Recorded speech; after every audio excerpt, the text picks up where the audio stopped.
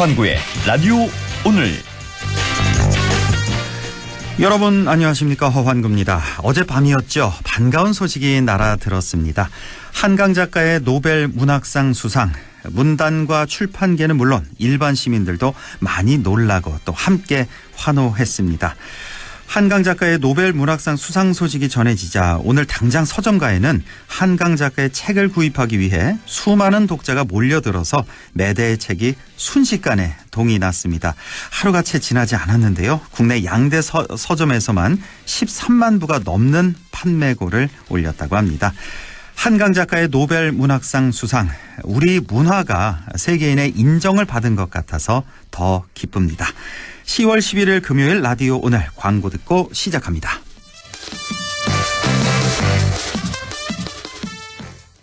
RSV 알고 계신가요? RSV는 독감 바이러스만큼 전염성이 강한 급성 호흡기 감염 바이러스로 영유아나 60세 이상 성인에서 감염 시 폐렴 등 심각한 합병증으로 이어질 수 있습니다. 주로 독감 바이러스와 비슷한 시기에 발생하는 RSV. 자세한 내용은 의사와 상담하세요. 이 광고는 RSV 질환인식 캠페인입니다.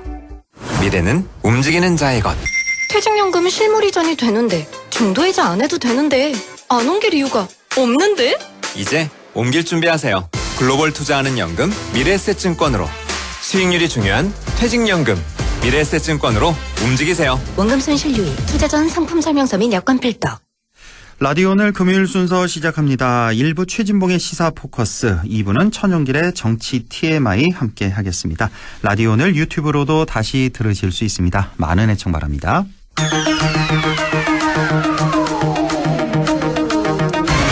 최진봉의 시사 포커스, 오늘도 성공회대 최진봉 교수와 함께합니다. 교수님 안녕하십니까? 네, 안녕하십니까? 네, 오랜만에 아주 기분 좋은 소식이 네, 들어왔습니다. 이게 얼마 만인지 모를 정도인데. 그러니까요. 자, 한강 작가가 노벨 문학상을 수상했습니다. 네, 자, 뭐 다들 아시겠지만 2000년에 이제 김대중 전 대통령 노벨 평화상 수상한 이후에 이제 두 번째 쾌거인데, 정말 이 한강 작가의 어떤 점이 이렇게 높은 평가를 받아서 이렇게 엄청난 상을 받은 걸까요? 일단 가장 한림원에서 밝힌 거는 첫 번째는 그 역사적 아픔이 있지 않습니까? 이제 한강 작가 같은 경우는 이제 강주 민주화 운동인데요. 그 역사적 아픔을 서사로 풀어내는 거, 이게 이제 대단히 그 섬세하면서도, 그리고 우리가 삶을 통해서 배우고 또 삶에서 치열하게 살아가는 과정에서 문제를 푸는 그런데 중요한 단서를 제공했다라고 보는 것 같아요. 첫 번째는 같고요. 두 번째는 이제 인간들이 갖고 있는 그 아픔과 고통, 그다음에 고민, 이런 부분들을 치열하게 살아내는 사람의 모습을 보여준 거. 예를 들면 채식주자 같은 경우에 육식을 거부하면서 아예 먹는 걸 거부하는 이런 장면까지 나오지 않습니까? 그러니까 우리 사회에 있는 여러 가지 인간 군상들이 느끼는 아픔과 고통, 이런 부분들을 어떻게 이겨내고 극복해가는지, 이런 부분들을 표현해내는 그런 서사적 관점이 사람들에게 많이 좀 어필이 된 것 같고, 그걸 아주 그 정교하면서도 공감을 얻어내는 그런 어떤 그 표현력으로 표현을 내고 있다는 점, 이런 점들이 아마 긍정적인 평가를 받은 것 같습니다. 그렇군요. 자, 이렇게 수상 소식이 전해진 지 이제 만 하루도 안 됐는데 어제 밤에 전해졌으니까. 맞아요. 오늘 하루 만에요. 그 시중에 그 서점에. 맞아요. 엄청나게 팔렸어요. 한강 작가 그 책들이 다 완판돼서 13만 부인가 14만 부가 완판됐다는 나와 있는 책들. 하루도 안 됐는데. 그런 소식도 있었고. 자, 이제 한강 작가 얘기가 나오니까 한 두 가지 이제 지적 사항이 있던데 보니까 지난해 이제 경기도 교육청이 한강의 채식주의자 그 아주 유명 소설 이거를 이제 청소년 유해 성교육 도서로 지정해서 폐기를 권고한 사실이 이제 재조명되고 있고, 또 하나가 박근혜 정부 시절에 그 유명한 문화예술계 블랙리스트에도 오른 적이 있다. 이 두 가지 얘기가 나오고 있대요. 보니까. 그러니까요. 네, 얼마나 저는 이런 얘기를 들으면서 어떤 생각이 들었냐면, 우리나라의 그 정치권이랄까요? 아니면 권력기관들이 창작의 자유나 창작의 영역에서 일하는 사람들 얼마나 정치적 관점에서 보면서 억압하고 있지 않나 하는 생각이 들었습니다. 사실은 창작의 영역은 무한대로 열려 있어야 되거든요. 그래야 노벨 문학상도 받고 전 세계적으로 인정받는 그런 상도 수상할 수 있는 겁니다. 창작하는 사람에 대해서 비판적 입장을 보이거나 아니면 어떤 문제점에 대해서 정말 깊이 파고들어서 문제를 밝혀내는 이런 노력들을 하는 것들을 문제시하고 또는 영화나 아니면 문학작품 이런 작품을 통해서 지금 현재 정치 권력을 갖고 있는 당시에 정치 권력에 대해서 비판적 입장을 냈다는 이유만으로 블랙리스트로 만들어내고 억압하고 탄압하는 거. 이것이 얼마나 우리 사회가 후진적이냐 하는 걸 보여준다고 저는 생각해요. 그렇죠. 그러니까 문학이나 창작 능력을 갖고 있는 사람은 선진국에 가깝게 가고 있는데 네. 그걸 뒷받침해줘야 될 정부 조직이나 권력이라고 하는 곳에서는 이게 후진으로 가고 있는 거죠. 이게 얼마나 불행한 일인지 모르겠습니다. 그렇습니다. 아우 제발 다른 건 몰라도 이 문화 예. 창작 이 분야는 그럼요. 그냥 아무 건드리지 않았으면 좋겠어요. 그럼요, 맞습니다. 알아서 다 자정작용이 있고 국민들이 보기에 이거 아니다 싶으면 자연스럽게 네. 퇴출되니까. 그럼요. 예, 다시는 이거 문화예술계 블랙리스트라 이런 말 안 나왔으면 좋겠습니다. 예. 맞습니다. 자, 한동훈 대표 얘기 잠깐만 좀 해보죠. 예. 어제 여전 이제 국민 눈높이를 강조한 발언을 또 다시 했는데 뭐 그 전에도 몇 번 했습니다. 국민 눈높이를 상당히 강조하는 예. 한 대표인데 자 이제 김 여사 어떻게 할 거냐. 그래서 예. 이제 이게 뭐 명확히 표현을 하진 않았습니다만 기소해야 된다 이렇게 풀이가 되지 않겠습니까? 그렇게 이렇게 강조를 하자. 예. 유승민 의원이죠. 뭐 여권 네. 내에서도 법무장관 시절에 그렇게 이 사건 뭉개다가 마치 이제 와서 낱말하듯이 그러느냐 하면서 아주 직격탄을 날렸던데 자 이거 어떻게 보셨습니까? 이 한동훈 대표. 저는 한동훈 대표가 그런 얘기를 하는 것은 이제 재보궐선거가 지금 얼마 안 남았잖아요. 네. 이번 이제 금요일, 토요일, 오늘 내일에 그것도 합니다. 뭐 사전투표도 합니다만. 사전투표. 예. 그런 상황이기 때문에 그런 말을 했지 않았을까 저는 개인적으로 생각해요. 이건 무슨 선거용이다. 저는 그렇게 봅니다. 왜냐하면요. 예. 이번 선거가 한동훈 대표한테 대단히 중요해요. 왜냐하면 만약에 뭐 여러 선거구가 있습니다만 4개의 선거구, 교육감 빼고 4개의 선거구가 있지 않습니까? 예. 그중에 금정구청장 선거가 대단히 저는 중요한 선거가 될 거라고 보는데요. 여기 아주 박빙이던데요 지금. 맞아요. 여론조사 보니까. 예. 그런데 만약에요. 금정구청에서 민주당이 승리를 한다는 가정을 해보면 예. 한동훈 대표한테는 치명적입니다. 아하. 제가 볼 땐 친윤계나 반한이라고 얘기하는 한동훈에 반대하는 친윤 그룹은 당장 비대위로 가자고 주장할 수 있다고 저는 생각해요. 그래요. 왜냐하면 대표되고 나서 처음으로 이제 치러지는 물론 지난번에 그것도 총선도 있었죠. 근데 총선도 패배했는데 이번에 만약에 또 패배를 하게 되면 네. 그 모든 책임을 한동훈 대표한테 다 지워서 그렇지 않아도 지금 김건희 여사나 아니면 윤석열 대통령과 각을 세우고 있는 모습이 잠깐씩 보이기 때문에 예. 그런 부분에 압박용으로 사용할 가능성이 있어요. 그래서 저는 그런 얘기를 했다고 보고 왜냐하면 한동훈 대표가 정말 결기를 가지고 이게 문제라고 생각해서 그런 얘기를 했다고 보지 않는 이유는 지금까지 몇 번 뭐 사과해야 된다, 국민의 눈높이에 맞게 결정해야 된다 이런 얘기는 했지만 직접적인 문제 제기는 한 적이 없고요. 그리고 대통령실에서 뭐 조금 언짢은 내색을 보이거나 얘기를 하면 거기에 그냥 바로 꼬리를 내리는 이런 모습을 계속 보여줬잖아요. 몇 번 있었습니다. 예. 그렇죠. 예. 그래서 이번도 사실은 그런 연장선상에서 봐야 된다. 이게 만약에 대통령실에서 문제를 제기하거나 그런 얘기하는 것에서 상당히 공격적으로 나오면 제가 볼 때 다음을 얘기하지 않을 가능성이 있다고 저는 생각해요. 선거용 이번 선거용으로. 예. 당장 친윤계에서 문제를 제기했잖아요. 그 얘기 나오니까. 예, 그렇습니다. 그러니까 한동훈 대표 그 다음은 또 대응을 안 해요. 지금 특별히. 이런 양상이 계속 반복이 되거든요. 그래서 저는 이 금정구청장 선거에서 이겨야 되는 이 이유 때문에 여론에 뭔가 자기가 각을 세우는 듯한 모습을 보이려는 의도와 생각 때문에 그런 발언을 한 게 아닌가 이런 생각이 듭니다. 이번 선거 끝나고 또 독대를 한다는 그런 보도가 있었는데. 그거는 어떻게 될지 모르겠어요. 이게 아직 확정된 건 아니고. 확정된 건 아닙니다. 그런 얘기는 이제 조선일보가 보도를 했는데 확정해서 뭐 발표한 건 아니고요. 대통령실이나 한동훈 대표가 뭘 확인해 준 건 아니에요. 다만 얘기가 오가는 것 같긴 하고요. 다만 선거 결과에 따라서 이게 늦춰질 수도 있고 안 할 수도 있다고 저는 생각합니다. 결과에 따라서? 예, 저는 그렇게 보기 때문에 확정된 게 아니면 지켜봐야 된다고 저는 생각합니다. 그래서 뭐 많은 분들이 그런 얘기도 하대요. 뭐 독대 계속 뭐 이거 실랑이가 있었잖아요. 그랬었죠. 윤 대통령과 한동훈 대표가 뭐 독대한들 무슨 뾰족한 무슨 수가 나오냐. 한 명 더 들어가야 돼. 3자 대면해야 된다. 여기서 한 명은 더 김건희 여사가 있어야 진짜 뭔가 무슨 결과가 나오지 않냐 이런 얘기까지 나오던데. 예. 자, 명태균 국정 개입 의혹 뭐 거의 이건 뭐 계속 나날이 나오고 있던데 오늘도 새로운 소식이 나왔던데 지금 보면은 이 명태균 씨 입이 지금 정치권 아주 인사들 그것도 아주 유력 인사들 대권에 도전할 만한 인사들까지 다 맞아요. 지금 거론되고 있어서 뭐 오세훈 시장은 뭐 그 앞에 명태균 씨 앞에서 뭐 4번 울었다는 이런 말도 있고 대통령 부부부터 시작해서 뭐 이준석, 김종인, 안철수 등등 계속 거론이 되고 있는데 네. 자 오늘 나온 소식 보니까 박완수 경남지사, 김진태 강원지사도 개입 있었던 거 아니냐. 김건희 여사와 명태균 씨. 여기 보도가 나왔습니다. 예. 네, 이거 맞아요. 어떻게 보셨습니까? 이 두 지사. 그러니까 저는 그 두 기사가 상당히 설득력 있다고 생각해요. 물론 사실관계는 확인해 봐야 되겠죠. 물론 뉴스토마토가 보도를 했는데 예. 그 두 가지의 정황을 보면 김진태 지금 현 지사죠. 현 지사 같은 경우에는 공천이 이미 탄락이 됐었어요. 컷오프가 된 상태였는데 당시에 경선을 붙여줬거든요. 5.18 관련 발언 그것 때문이었죠. 그렇죠. 표면적으로는. 근데 이제 저는 이제 표면적으로는 그런데 내면적으로 그러니까 속마음은 기억나세요? 윤석열 대통령이 검찰총장 시절에 국회에 나와서 답변할 때 가장 심하게 공격했던 사람이 김진태 당시 의원이에요. 당시 김진태, 장제원 아주 강하게 공격을 했었죠. 공격을 했잖아요. 그래서 아마 거기에 대한 어떤 그 서운함이 있었을 거라고 저는 생각을 해요. 개인적으로. 그래서 컷오프 됐다가. 컷오프 했을 거다.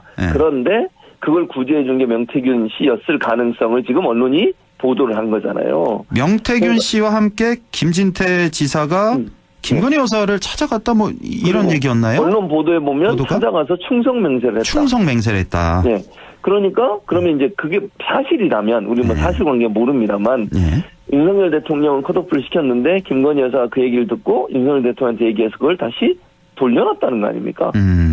그 기사가 사실이라면 모르는 얘기죠. 우리는 뭐 그렇습니다. 수사해봐야죠. 이거. 네. 그렇죠. 근데 그 기사가 사실이라면 그런 논리이기 때문에 그러면 공천에 김건희 여사가 엄청난 영향을 행사했다 이렇게 볼 수밖에 없는 것이고 박완수 지사 문제도 그래요. 지금 박완수 그 지사 경남도지사인데 이분이 사실은 원래 이분보다 더 경남도지사를 하고 싶었던 분이 윤한홍이라는 의원이에요. 원조 윤핵관이죠. 그렇죠. 3명. 가장 측근 중에 측근이에요. 장제원, 권성동, 윤한홍. 그래서 윤한홍 의원이 그리고 언론 인터뷰 보니까 지방에 있는 경남 MBC 뭐 정확히 지금 기억이 안 나는데. 경남 KBS로 기억하는데. 거기서 인터뷰한 내용을 보면 마음이 있다고 얘기해요. 그렇습니다. 출마에 마음이 있다고. 근데 그리고 노력을 했던 것 같아요. 근데 그걸 뒤집은 거잖아요. 그게 이게 정말 사실일까요, 이게? 그러니까요. 이게 사실이라면 정말 황당한 거죠. 이게 그러니까 지금 언론의 보도 내용은 명태균 씨가 김건희 여사한테 얘기해서 그렇게 했고 그 자리에 김영선 씨를 이제 공천받게 해줬다 이런 논리거든요, 지금. 이게 사실이라면 진짜 국정농단이죠. 어디까지가 진실일까요? 지금 너무 많이 나와서. 그 앙코르와트 얘기는 뭐예요? 그러니까 아세안게인가요? 거기 갔을 때. 앙코르와트를 캄보디아 갔을 때거든요. 그 이제 영부인들 공식 행사였는데 앙코르와트 그렇죠. 사원 방문하는 게. 근데 안 가고 그 대화의 내용 그러니까 그 언론 보도에 따르면 이렇게 얘기했다는 거 아닙니까? 이 명태균 씨가 김건희 여사하고 통화 과정에서 뭔가 느낌이 안 좋다. 명태균 씨가 느낌이 안 좋다 하면서 알려준 거죠. 그래서 그 얘기를 듣고 그럼 어떻게 아셨어요? 감사합니다. 이런 얘기가 있다는 거예요. 그런데 물론 이건 녹취록이 있는 건 아니고 전해준 거예요. 강혜정 씨가 그분도 그랬고 명태균 씨 이렇게 봤다 이렇게 얘기를 하거든요. 그럼 결국 이 논리를 그대로 따지면 명태균 씨가 감이 안 좋으니까 뭘 하지 말라고 얘기했을 것이고 느낌이 안 좋으니까 그리고 김건희 여사가 그걸 받아들여서 이 앙코르와트 방문을 취소하고 갑자기 이제 아픈 어린이도 아니죠. 13살인가요? 청소년, 13살. 그 집을 방문해 사진을 찍은 장면이 있잖아요. 그 아주 문제가 됐던 그 사진이죠. 뭐 소위 빈곤 토론하는 얘기가 논란이 됐던 그 사진. 그 행사에 집에 찾아갔단 말이죠. 그러면 이것도 명태균 씨 말을 듣고 바꾼 거 아니냐. 이런 논리가 형성이 되는 거죠. 말도 안 돼. 이게 정말 사실이라면 정말 이거는 이 언론 보도 이렇게 나와요 지금. 느낌이 안 좋으니까 그 영부인들 공식 행사 취소하고. 하지 마라. 이건 아니겠죠. 설마 이거는 사실 아니겠죠. 아니길 바래요 저도. 근데 심지어 무슨 얘기가 있냐면요. 이 캄보디아 일정은 이태원 참사 나자마자 외부 일정이어서 그러니까 순방 일정이어서 비공개를 했어요. 비공개를. 그 당시에. 나중에 갔다 와서 알려줬죠. 근데 명 씨는 어떻게 이걸 알았냐는 거예요. 비공개 행사인데. 김건희 여사마저도 뭐라고 그러냐면 어떻게 아셨어요? 이런 얘기를 해요. 그러니까 일정까지 안 거죠. 만약에 언론 보도가 사실이고 앙코르와트 가는 것까지 알고 있었다고 가정을 하면 그건 모르겠어요. 알고 있었는지 모르겠었는지. 근데 그것 때문에 가지 말라고 했다면 김건희 여사 논란만큼 어떻게 아셨어요? 이런 통화가 있었다는 거잖아요. 지금 언론 보도는. 이상하네요. 그러면 명태균 씨는 과연 이게 대통령이나 이 김건희 여사 일정까지 다 알고 있었다는 게 돼버리거든요. 이 논리로 따지면.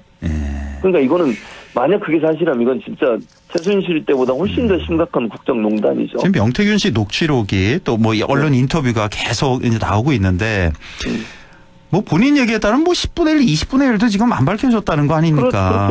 만약에 지금 진짜 제대로 수사가 들어가면 뭐 무슨 일까지 나올지 겁이 날 정도의 국민의 한 사람으로서. 그런데 창원지청인가요? 검찰에서 공직선거법은 지금 조사 끝내버렸어요. 끝났죠. 6개월째 어제 끝났으니까. 어제 끝내버렸어요. 그러니까 정치자금법만 지금 해요. 공직선거법은 끝내버리고 수사를 안 해요. 더 이상. 참. 왜 이런 일이 또 벌어지는지. 물론 뭐 검찰의 주장은 시간이 없고 이제 공소시효가 어제로 만료가 됐거든요. 근데 정말 조금 더 지금 이런 일이 벌어진 게 뭐 일주일은 됐잖아요. 그렇죠. 그 사이라도 조사해서 기소라도 해놔야 그렇죠. 되는데. 일단 그걸 안 하고 이렇게 하는 것도 좀 이제 많은 사람들은 의심을 하잖아요. 그러면 그렇죠. 이거 괜히 또 털었다가 김건희 여사 관련된 이게 나올까봐 그런 거 아니냐 이런 의심이 들고 아니 명태균 씨가 그랬잖아요. 물론 나중에 농담이라고 했지만 내가 이거 검찰이 자신 있으면 자기 수사해봐라. 이거 뭐 한 달 내 뭐 하야 탄핵 이런 얘기까지 나왔잖아요. 그러니까 국민들은 그게 의심스러운 거예요. 정말 지금. 이거 영화로 나와도요. 이 명태균 이게 영화로 나와도 아마 사람들 너무 비현실적이어서 안 믿을 것 같은 그런 내용이 요즘 지금 벌어지고 있습니다. 오늘 여기까지 보겠습니다. 성공회대 최진봉 교수와 함께했습니다. 고맙습니다. 예, 감사합니다. 라디오 오늘 2부에서 뵙겠습니다.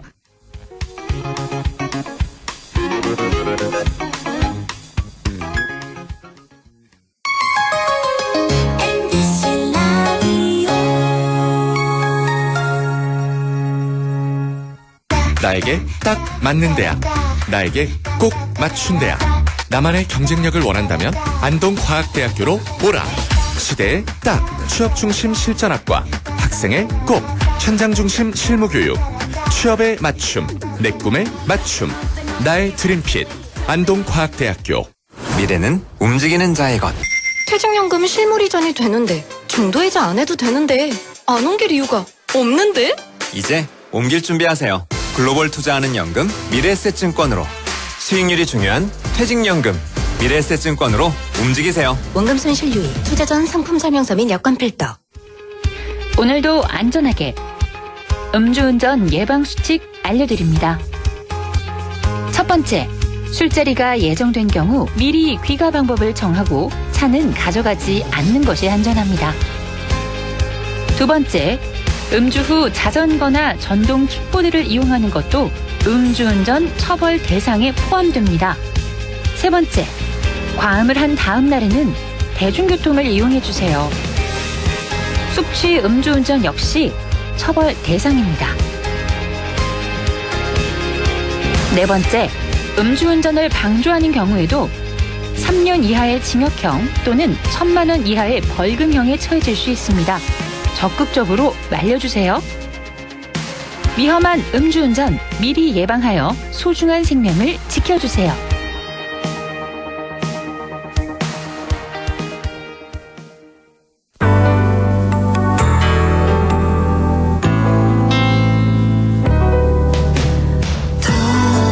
어렵던 날도 많았죠. 우리 함께 한다면 따스함을 느껴요. 사랑이 있어요. 소중한 꿈을 이뤄봐요. 우리 함께 여기 있으니 감동과 사랑 있는 MBC 라디오 문화방송 100.1 MBC 라디오.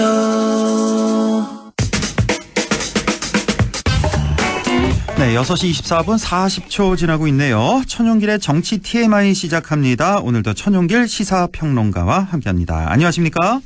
네, 안녕하십니까? 네, 오늘 시간이 좀 많지 않아서 좀 빨리 진행하겠습니다. 오늘 정치 TMI 주제는요? 네, 어제가 지난 4월 있었던 국회의원 총선거에서 이 공직선거법 위반 혐의자에 대한 이 공소시효 만료 기한이었습니다. 예. 오늘 이 대검찰청이 이 재판에 넘길 당선자와 후보자 등을 발표했는데 우리 지역 당선인들은 좀 어떻게 되었는지 공소시효가 왜 정해져 있는 건지 한번 살펴보겠습니다. 네. 자, 먼저 얼마나 어떤 네. 국회의원들이 재판에 넘겨졌는지부터 살펴볼까요? 네, 우선은 이 검찰이 수사했던 인원은 3,101명으로 상당히 많았습니다. 이렇게 많습니까? 네, 이게 뭐 예비 후보 단계에서부터 서로 고소 고발전이 벌어지기 때문인데 이 1,019명을 재판에 넘겼습니다. 그런데 이 중에 국회의원 당선자도 14명이 포함되어 있었습니다. 현재 국회의원 당선자 중에 14명이나 기소가 됐다? 그렇습니다. 예. 이게 정당별로 보면 이 당선자는 중에 국민의힘은 당선자 4명이 기소가 된 반면 이 더불어민주당의 경우에는 이 당선자가 10명 기소가 됐습니다. 민주당 당선자 10명, 국민의힘 4명. 보통 이런 거 좀 균형을 좀 맞추던데 여야를. 한쪽으로 좀 많이 기울어졌네요. 네, 뭐 법적으로 하는 거니까요. 네, 우선은 이 중에 경북 지역만 놓고 보면 이 국민의힘 당선자가 4명 재판에 넘겨졌는데 그 중에 3명이 경북 지역구에 있는 국회의원들입니다. 그러니까 구미갑의 구자근 의원, 구미을의 강명구 의원, 경산시의 조지현 의원이 이 공직선거법 위반 혐의로 재판에 넘겨졌습니다. 그렇군요. 자, 우리 북부 지역 보면 아마 많은 분들 다 알고 계실 텐데 김영동 의원이 왜 수사 받고 있었잖아요. 네. 김영동 의원은 어떻게 된 건가요? 네, 이 김영동 의원은 이번에 기소가 되진 않았습니다. 그러면 김영동 의원은 공소시효가 마감됐으니 아예 재판을 진행 안 하냐 했을 때 그것도 아닙니다. 아니에요? 그러니까 네, 공소시효는 10월 10일로 끝인데 김영동 의원의 경우에는 이 공범이 이미 기소가 됐기 때문에 자동적으로 김영동 의원도 공소시효가 정지가 됩니다. 그 왜 캠프 관계자 몇 명이 이제 기소가 됐잖아요. 그렇습니다. 그거 말씀하시는 거군요. 네, 이 캠프 관계자 3명이 이미 재판에 넘겨진 상황이라서 이 김영동 의원에 대한 수사는 추가적으로 더 진행하고 있다고 이 대검찰청은 밝혔는데요. 앞서서 이 경찰이 수사 단계에서 캠프 관계자 3명에 대해 구속영장까지 신청했었기 때문에 이 김 의원에 대한 수사도 조금 더 진행을 해야겠고요. 아무래도 이 김영동 의원이 공직선거법 위반 혐의에 대해서 직접적으로 지시했거나 이 공모했는지를 살펴보겠다. 이 재판이 진행되면 캠프 관계자들의 재판 진행 상황도 좀 영향을 받을 것으로 보입니다. 그렇네요. 네. 저희 안동 MBC에서 보도를 많이 했습니다만 김영동 의원이 받고 있는 그 혐의 다시 한번 좀 짚어주시고 수사는 어떻게 진행될 것 같습니까? 네, 올해 3월이었습니다. 한창 이 예비 후보 선거운동 기간이었는데 이 김영동 의원 역시 예비 후보였습니다. 그런데 이 선거사무소를 이 2군데서 운영하고 있다라고 하는 제보를 받고 선관위가 직접 압수수색을 했습니다.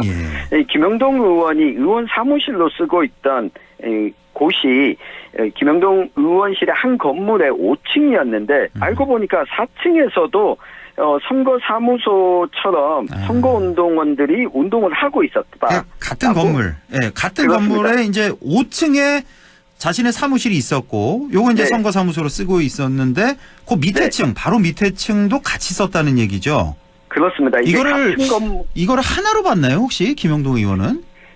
아닙니다. 왜냐하면 이 선거 사무실을 계약을 맺을 때 각각 임대를 하기 때문에 계약을 각각 했습니다. 만약에 계약을 4층, 5층 그거를 하나로 했다면은 문제가 없었을 수도 있는데.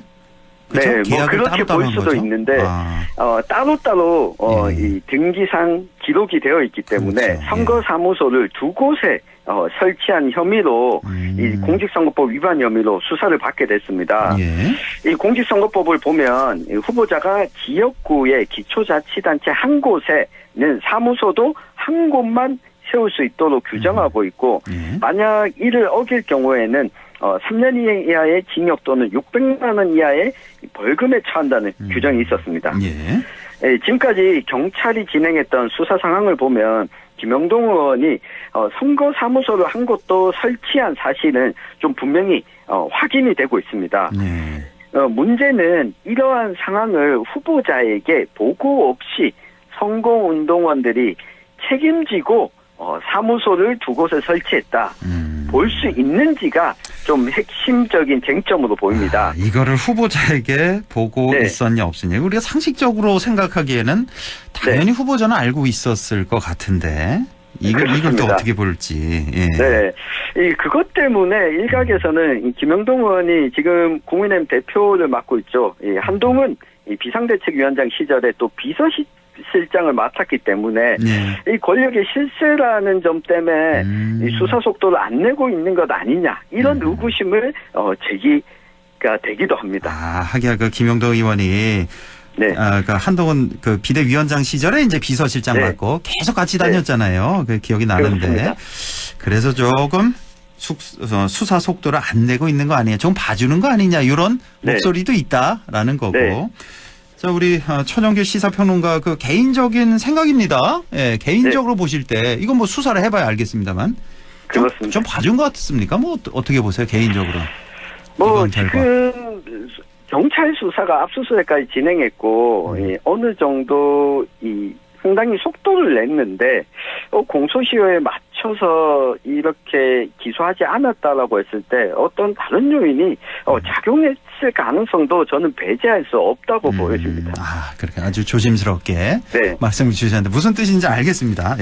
자, 그런데 이제 공소시효가 사실 이 선거법 공소시효가 이제 6개월밖에 안 돼서 이게 수사가 진행이 뭐 제대로 할 수가 있나. 그러니까 워낙 또 선거 사범도 많기 때문에 아까 뭐 1000명이 넘기 때문에 어떻게 보세요 이거? 이게 그 선거일로부터 6개월이다 보니까 기간이 지나치게 좀 짧아서 경찰도 워낙 선거철에 다른 수사에 힘을 쏟을 새가 없이 선거법 때문에 이 수사 자체가 좀 벼락치기로 이루어진다. 이런 지적이 계속해서 있었습니다. 그럴 수밖에 없겠어요. 이번에 3,000여 명을 입건을 해서 1,000여 명을 기소한 거니까 인력 자체가 좀 많이 모자르겠네요. 그러다 보니 이 선거법 위반 공소시효를 1년으로 늘려야 된다. 이런 목소리도 나오고 있는데 일단은 이 법이 처음 시행된 1994년부터 공소시효 6개월은 한 번도 변한 적이 없었습니다. 그렇군요. 이제 재판도 1년 안에 다 끝나야 되잖아요. 1, 2, 3심 다. 그렇게 규정을 하고 있는데 안 지켜지는 경우도 종종 있죠. 그렇습니다. 1심은 6개월 이내, 2심과 3심은 각각 3개월 이내에 마치도록 규정하고 있는데 안 지켜지고 있는 경우가 이전에 우리 정치 TMI 시간에서도 다뤘는데 박남서 영주시장 공직선거법 위반 사건은 1심 결과가 작년 9월에 당선 무효형이 선고됐는데 지금 2심 결과가 1년 넘게 안 나오고 있습니다. 그리고 또 대표적으로 많이 알려진 게 이재명 민주당 대표의 공직선거법 위반 재판은 지금 아직 1심이 안 나왔는데 재판에 넘겨진 지 26개월이 지났습니다. 아직도 결과가 안 나왔고 또 21대 총선에서 재판에 넘겨졌던 국회의원 27명 가운데 20명은 74%는 이 기한을 넘어서 선고가 이루어지기도 했습니다. 또 다른 한쪽에서는 선거법이 이건 너무 까다로운 거 아니냐 이런 얘기도 있던데 어떻게 보십니까?